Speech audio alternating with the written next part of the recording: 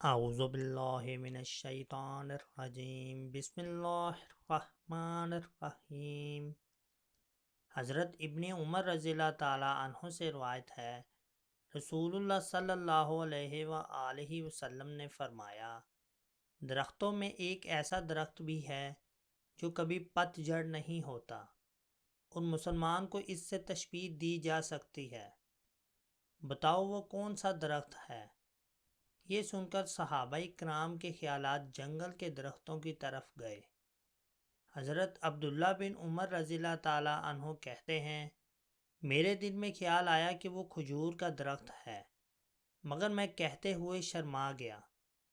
پھر صحابہ کرام نے عرض کیا، یا رسول اللہ، آپ فرمائیں وہ کون سا درخت ہے؟ آپ نے فرمایا، وہ کھجور کا درخت ہے۔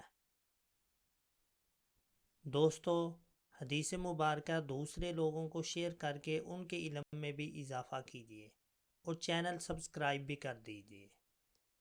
جزاک اللہ۔